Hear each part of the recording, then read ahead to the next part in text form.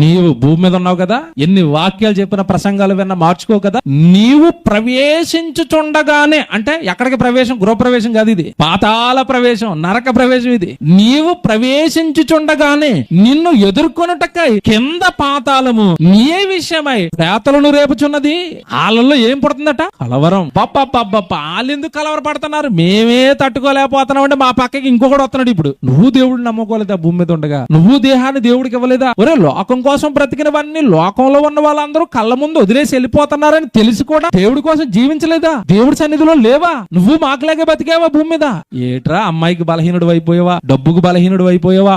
లోకంలో ఆశలకు బలహీనుడు అయిపోయావా? దేవుడి కోసం బ్రతకలేదా? అవన్నీ నిన్ను లాగేసేయా? మాకులాగే బలహీనుడు అయ్యావా? మాకులాగే భూమి మీద అన్యాయంగా బ్రతికేసావా? అక్రమాలు చేసుకుంటూ బ్రతికేసావా? పాపాలు చేసుకుంటూ బ్రతికేసా?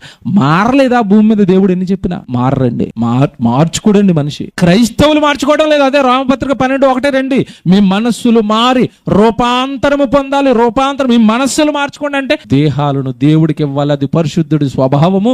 నేను లోకానికి ఇవ్వకూడదు నా కాలాన్ని, నా దేహాన్ని, నా దేహంలో ఉన్న సత్వ బలాన్ని. ఎంతమందికి అండి అర్థమైంది? ఎవరండి పరిశుద్ధులు? ఎవరండి దేహాలను ఇచ్చారు? దేహాన్ని ఇస్తేనే పవిత్రుడు, దేహాన్ని ఇస్తేనే పరిశుద్ధుడు. నోరుంది కదా, ఏవేవో మాట్లాడేశావు. దేవుడు మాటలు మాట్లాడటం అలవాటు చేయి. దేవుడు పాటలు పాడటం అలవాటు చేయి. కాళ్ళు ఉన్నాయి కదా, ఎక్కడెక్కడికో నడిచేసావు. సువార్తగా నడవడం అలవాటు చేయి. చేతులతో ఏవో కష్టపడి చాలా కష్టాలతో పనులు చేసేసుకున్నావు కదా, ఆ చేతులతో దేవుడు పని చేయటం అలవాటు చేయి. టోటల్ గా దేహంలో ఉన్న ప్రతి అవయవానికి దేవుని పనిని అలవాటు చేయండి. అలా చేస్తేనే పరిశుద్ధులు.